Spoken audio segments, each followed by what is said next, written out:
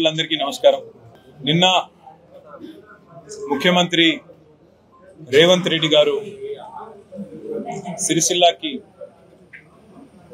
తన ఎన్నికల ప్రచారంలో భాగంగా వచ్చినప్పుడు నేను ఈ ప్రాంత శాసనసభ్యుడిగా నేను ఆశించింది, ఈ ప్రాంత ప్రజలు కూడా ఆశించింది ప్రభుత్వం నుంచి ఏంది అంటే 4 మంచి మాటలు, సాంత్వన చేకూర్చే మాటలు, చేసిన తప్పుని సరిదిద్దుకునే విధంగా కొన్ని మాటలు చెప్తారని చెప్పి నేను ఆశించాను. కానీ ఈ ముఖ్యమంత్రి వైఖరి గత 4.5 నెలలుగా ఒక్క మాటలో చెప్పాలంటే చిల్లర మాటలు, ఉద్దేర పనులు, అది తప్ప చేసిందేమీ లేదు. ఇవాళ నిజంగా రాష్ట్రం పరిస్థితి ఎట్లా ఉంది అంటే ఒక పిచ్చోడి చేతిలో రాయి పెట్టినట్టుగా ఇవాళ నాకైతే అనిపిస్తా ఉంది. ఎందుకంటే కేసీఆర్ గారు ఏం చేస్తే దానికి నేను ఉల్టా చేయాలి అనే ఒకే ఒక్క ఆలోచనలో రేవంత్ రెడ్డి గారు ఇవాళ రాష్ట్రాన్ని నడిపిస్తున్న విధానం కనబడతాం.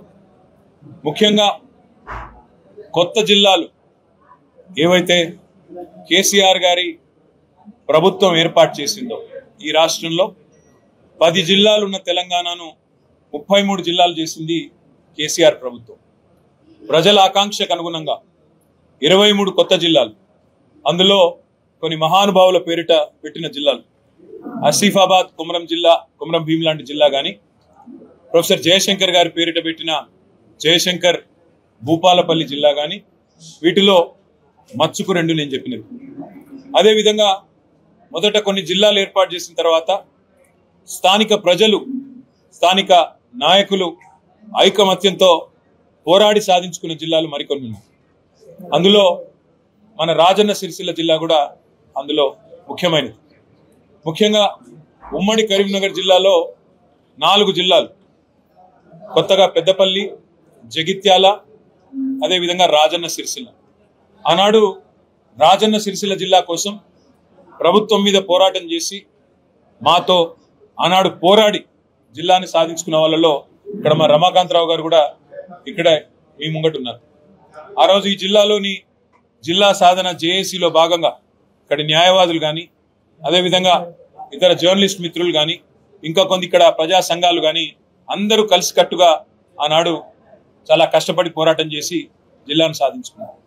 నిన్న వాళ్ళందరూ రేవంత్ రెడ్డి గారి నుంచి ఆశించింది ఏంటంటే మేము రాజన్న సిరిసిల్ల జిల్లాను కొనసాగిస్తాం, కొత్త జిల్లాలను ఇట్లే కొనసాగిస్తాం, అధికార వికేంద్రీకరణ వల్ల, పరిపాలనను వికేంద్రీకరించడం వల్ల ప్రజలకు అధికారులు చేరువైనారు, సంక్షేమ ఫలాలు మంచిగా అందుతున్నాయి, కలెక్టర్లు, జిల్లా స్థాయి అధికారులు అందరూ కూడా ఇక్కడే కొలువు ఉండడం వల్ల, చిన్న జిల్లాలు కావడం వల్ల ప్రజలకు లాభం జరిగింది, నా తప్పు నేను తెలుసుకున్నాను, నాకు బుద్ధి వచ్చింది, చెంపలేసుకుంటున్న జిల్లాలను కొనసాగిస్తున్నా అని చెప్తాడేమో అనుకున్నా. కానీ ఈ ముఖ్యమంత్రి వైఖరి ఎట్లా ఉందంటే కేసీఆర్ ఏం చేస్తే దానికి ఉల్టా చేయాలి. కేసీఆర్ గారు 3,000 కోట్ల రూపాయల బతుకమ్మ చీరల ఆర్డర్లు ఇచ్చినారు, ఇక్కడి బతుకు నిలబెట్టినారు, సిరిసిల్ల నేతన్నల బతుకు నిలబెట్టిండు.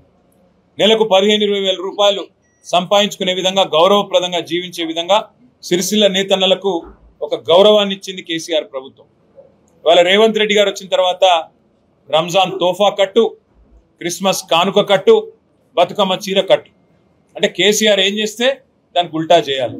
కేసీఆర్ గారు 125 ఫీట్ల అంబేద్కర్ విగ్రహాన్ని, ప్రపంచంలోనే అతిపెద్ద అంబేద్కర్ విగ్రహాన్ని పెడితే దానికి దండేయొద్దు, దాన్ని మొత్తం తాళం పెట్టి ఎవరు కనీస నివాళులు కూడా, గౌరవాన్ని కూడా అర్పించకుండా దాన్ని కూడా మరి ఒక చెరలో పెట్టిన విధంగా డాక్టర్ బాబాసాహెబ్ అంబేద్కర్ విగ్రహాన్ని కూడా అగౌరవపరిచిన మూర్ఖుడు రేవంత్ రెడ్డి.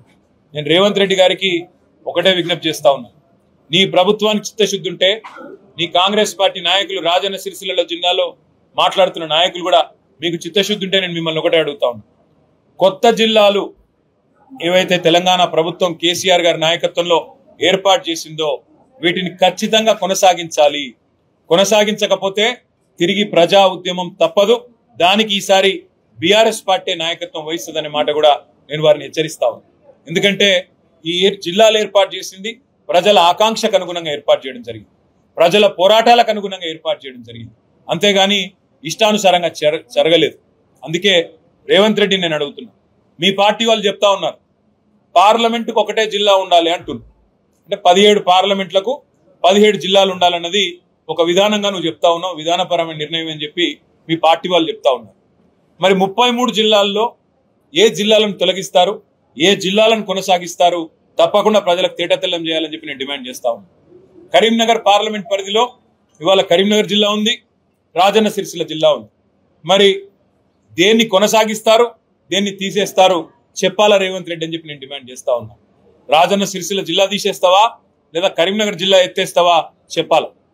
నిజామాబాద్ జిల్లా పరిధిలో, నిజామాబాద్ పార్లమెంట్ పరిధిలో జగిత్యాల జిల్లా ఉంది, అదేవిధంగా నిజామాబాద్ జిల్లా ఉంది. దీన్ని కొనసాగిస్తావు, దేన్ని ఉంచుతావు చెప్పాలా రేవంత్ రెడ్డి అని నేను డిమాండ్ చేస్తా ఉన్నా. పెద్దపల్లి పార్లమెంట్ పరిధిలో పెద్దపల్లి జిల్లా ఉంది, అదేవిధంగా మంచిర్యాల జిల్లా ఉంది. మరి మంచిర్యాలను తీసేస్తావా, పెద్దపల్లిని తీసేస్తావా చెప్పాలా రేవంత్ రెడ్డి అని నేను డిమాండ్ చేస్తా ఉన్నా. ఆదిలాబాద్ పార్లమెంట్ పరిధిలో 3 జిల్లాలు ఉన్నాయి. ఆదిలాబాద్ ఉన్నది, ఆసిఫాబాద్ కొమరం భీం ఉన్నది, నిర్మల్ జిల్లా ఉన్నది. మరి ఏ 2 జిల్లాలు ఎత్తేస్తావు రేవంత్ రెడ్డి? ఆ జిల్లా ప్రజలకు దమ్ముంటే చెప్పు. నేను ఉత్తగానే అంటలేను. ఇవాళ తెలంగాణలో పరిపాలన పిచ్చోడి చేతిలో రాయిలాగా మారింది. ఎవరైనా కొత్తగా ఏమైనా యాడ్ చేయాలని చూడాలా, కొత్తగా వికేంద్రీకరించాలని చూడాలా, కొత్త డివిజన్లు ఏర్పాటు చేయాలి, కొత్త మండలాలు ఏర్పాటు చేయాలి, కొత్త మున్సిపాలిటీలు ఏర్పాటు చేయాలి. పెరుగుతున్న జనాభా, పెరుగుతున్న అవసరాలు, ప్రజల ఆకాంక్షలు, వాటికి అనుగుణంగా పరిపాలనను వికేంద్రీకరించాలి. కానీ ఇలా పిచ్చోడి చేతిలో రాయిలాగా, ఒక తుగ్లక్ పాలన లాగా రేవంత్ రెడ్డి ఉన్న వాటిని తీసేస్తా అనే ఒక మాట ఏదైతే మాట్లాడుతున్నాడో ఇది నిజంగా కూడా చాలా చాలా దారుణం. దీన్ని అన్ని జిల్లాల ప్రజలు కూడా గ్రహించాలని చెప్పి కూడా నేను కోరుతా ఉన్నా. రాజన్న సిరిసిల్ల జిల్లా ప్రజలకు కాంగ్రెస్ పార్టీ స్పష్టత ఇయ్యాలి. అసలు రాజన్న సిరిసిల్ల జిల్లాను కొనసాగిస్తారా, తీసేస్తారా? 33 జిల్లాల్లో 17 జిల్లాలనే చేయదలుచుకుంటే ఏ 16 జిల్లాలు మీరు తీసేస్తారు? నాగర్ కర్నూలు పార్లమెంట్ లో 3 జిల్లాలు ఉన్నాయి. నాగర్ కర్నూలు జిల్లా ఉంది, వనపర్తి జిల్లా ఉంది, అదేవిధంగా గద్వాల జిల్లా ఉంది. మరి దేన్ని ఉంచుతారు, దేన్ని తీసేస్తారో తేటతెల్లం చేయాలి ముఖ్యమంత్రి రేవంత్ రెడ్డి, ఆయన కాంగ్రెస్ పార్టీ వాళ్ళు. నేను డిమాండ్ చేస్తా ఉన్నా. ఇంకొక డిమాండ్ కూడా నేను చేస్తా ఉన్నా రాజన్న సిరిసిల్ల వేదికగా. ఇకనైనా చేసిన తప్పుకు చెంపలేసుకోండి, బుద్ధి తెచ్చుకోండి. సిరిసిల్లలో మళ్ళీ నేతన్నల ఆత్మహత్యలు తిరిగి ప్రారంభమైనాయి. ఇప్పటికైనా కొద్దిగా జ్ఞానం తెచ్చుకొని బుద్ధిహీనంగా ప్రవర్తించడం మానుకొని, ఇంకా పిచ్చివాగుడు మాగడం మానుకొని, ఇప్పటికైనా మరి నేతన్నలకు తిరిగి ఆర్డర్లు ఇవ్వండి. ఇచ్చి బతుకమ్మ చీరకు మేము 3000 కోట్ల ఆర్డర్లు ఇస్తే 5-6 ఏళ్లలో నీకు దమ్ముంటే 6000 కోట్ల ఆర్డర్లు ఇ. ఇంకా మంచి చీరలు తయారు చేయించు, లేదా కాటన్ పరిశ్రమకు ఊతమిచ్చే విధంగా వ్యవహరించు. అంతేగాని మూర్ఖుడిలాగా ఇవాళ ప్రజల ఉసురు తీసుకునే విధంగా, నేతన్నల ఉసురు తాకే విధంగా ఈ దిక్కుమాలిన రాజకీయాలు చేయవద్దని చెప్పి కూడా రేవంత్ రెడ్డి గారికి నేను విజ్ఞప్తి చేస్తా ఉన్నా. నేను కాంగ్రెస్ ప్రభుత్వాన్ని డిమాండ్ చేస్తా ఉన్నా. మీ వైఖరి ఏంది అసలు? నేత కార్మికులను ఆదుకుంటారా, లేకపోతే వాళ్ళు చస్తా ఉంటే చూస్తా ఊరుకుంటారా చెప్పాలని చెప్పి కూడా నేను డిమాండ్ చేస్తా ఉన్నా. నిన్న మేము ఊహించింది, ఆశించింది ఈ ప్రాంతంలో ప్రజలకు సాంత్వన చేకూర్చే మాటలు. నిన్న మొన్నటి దాకా తంగళ్లపల్లి బ్రిడ్జ్ కింద నీళ్లు కనబడుతుండే, మంచిగా గోదావరి నీళ్లు. ఇలా మాయమైన రేవంత్ రెడ్డి వచ్చినాక దాన్ని ఏం చేస్తావో చెప్పవు. ఇక్కడికి వచ్చినావు, మరి ఇక్కడ బోర్లు ఎత్తిపోతున్నాయి. మళ్ళీ ప్రజలు గొంతెండి నీళ్ల కోసం అలమటిస్తా ఉన్నారు. రైతుల పంటలు ఎండిపోతా ఉన్నాయి. దాని మీద ఒక్క మాట మాట్లాడలేదు. ఇట్లాంటి సిగ్గుమాలిన ప్రభుత్వం, ఇట్లాంటి తుగ్లక్ పాలన ఇవాళ ప్రజలు చూసి అసహించుకుంటా ఉన్నారు, నవ్వుకుంటా ఉన్నారు. నువ్వు చెప్పే అబద్ధాలు, అసత్యాలు ప్రజలు ఇవాళ చీత్కరించుకుంటా ఉన్నారు. 6 గ్యారంటీల్లో 5 అమలు చేసినా అని సిగ్గు లేకుండా నువ్వు బొంకుతుంటే, హోర్డింగ్లలో పెట్టుకుంటే ప్రజలు ఇవాళ నవ్వుకుంటున్నారు, చీత్కరించుకుంటా ఉన్నారు. ఎందుకంటే ప్రజలందరూ ఎక్స్పెక్ట్ చేసినారు. 2 లక్షల రుణమాఫీ అన్నావు, 2500 ప్రతి మహిళకు, 1,67,00,000 మందికి ఇస్తానన్నావు. అదేవిధంగా పెద్ద మనుషులందరికీ 4,000 ఇస్తానన్నావు. తులం బంగారం అన్నావు, స్కూటీలు అన్నావు, 100 రోజుల్లో అన్ని చేస్తా అని చెప్పి పొంకనాల పోతిరెడ్డి లాగా డైలాగులు కొట్టినావు. ఇవాళ మళ్ళీ సిగ్గు లేకుండా వచ్చి పచ్చి అబద్ధాలు. పెద్దలు చెప్తారు ఊసర వెళ్ళి రంగులు మారుస్తుందని, కానీ రేవంత్ రెడ్డి గారేమో తారీఖులు మారుస్తుండు. ఊసర వెళ్ళి రంగులు మార్చినట్టు రేవంత్ రెడ్డి గారేమో తారీఖులు మారుస్తుండు. December 9 నాడు రుణమాఫీ అన్నాడు, మళ్ళీ ఇలా 15 ఆగస్టు అంటున్నాడు. మళ్ళీ ఇలా దేవుళ్ళ మీద ఒట్లేస్తా ఉన్నాడు. నేను రేవంత్ రెడ్డి గారిని అడుగుతా ఉన్నా, నిజంగా నీ పార్టీకి చిత్తశుద్ధి ఉంటే, నీ పార్టీకి నిజాయితీ ఉంటే మొన్న ఇచ్చిన వాగ్దానాలకే దిక్కులేదు, కాంగ్రెస్ 6 గ్యారంటీలకే దిక్కులేదు, మళ్ళీ ఇప్పుడు కొత్తగా ఇంకో 5 గ్యారంటీలు అని చెప్పి పార్లమెంట్ ఎన్నికల కోసం ఆడుతున్న మోసం డ్రామా ఏదైతే ఉన్నదో ఇది ప్రజలు గ్రహించిండ్రు. నీ పార్టీకి బుద్ధి చెప్తారు. నువ్వు ఇప్పటికైనా నిజాయితీగా చెప్పు. జిల్లాలు ఎన్నుంచుతావు? బతుకమ్మ చీరల ఆర్డర్లు ఇస్తావా ఇయ్యవా? గోదావరి నీళ్లు మళ్ళీ ఈ ప్రాంతానికి ఎట్లా తీసుకొస్తావు? కాళేశ్వరంలో ఉన్న మేడిగడ్డ చిన్న రిపేర్ బరాజులో ఎప్పుడు చేస్తావు? ఎప్పటి లోపల పూర్తి చేస్తావు? రైతులు అడుగుతున్నారు, నేతన్నలు అడుగుతున్నారు, జిల్లా కోసం పోరాడిన ప్రజలు అడుగుతున్నారు. వీటికి నిజాయితీగా సమాధానం చెప్పు. లేకపోతే మే 13 నాడు నీకు తప్పకుండా సిరిసిల్ల ప్రజలు, కరీంనగర్ ప్రజలు, తెలంగాణ ప్రజలు బుద్ధి చెప్తారని చెప్పి కూడా కాంగ్రెస్ పార్టీకి నేను హెచ్చరిస్తూ, ఇకనైనా నిజాయితీగా పనిచేసే ఒక గుణం అలవర్చుకోండి, ప్రజాస్వామికంగా పనిచేసే గుణం అలవర్చుకోండి అని చెప్పి కూడా వారికి హితవు పలుకుతూ మీ అందరికి కూడా ధన్యవాదాలు. Thank you.